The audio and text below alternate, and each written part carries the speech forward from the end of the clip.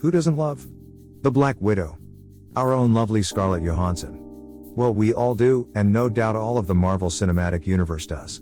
She is one of the important Avengers, and recently got her own movie for the MCU franchise, Black Widow. But recently, there has been some problems for the superhero.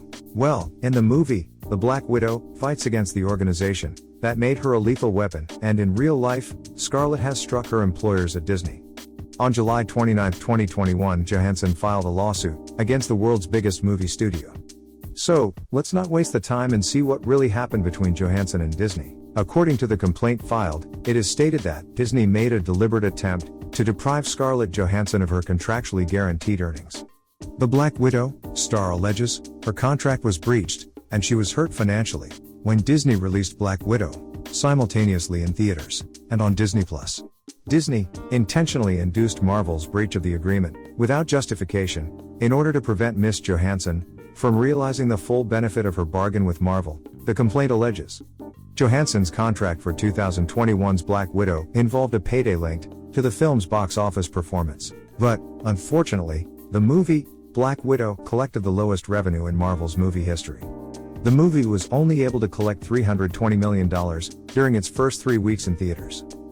According to Johansson, the movie would have collected a good revenue if it would just be released in theaters. But Disney simultaneously streamed the release of Black Widow on its Disney Plus streaming service, a move she claimed cost her millions. In response to the lawsuit filed by star Scarlett Johansson, alleging a breach of contract, Disney has released a statement in which the company said Johansson's suit was meritless. The New York Times reporter Brooks Barnes tweeted on behalf of Disney. He tweeted, "Disney gives a no merit whatsoever response to Johansson's pay lawsuit, and calls it sad and distressing, in its callous disregard for the horrific and prolonged global effects of the COVID-19 pandemic." So, that is the issue, and our justification for this case is that COVID was the clicking point for what happened between Scarlett and Disney.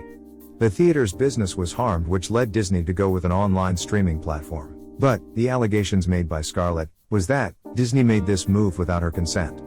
Well, we don't know what is the issue, and things should move according to the time.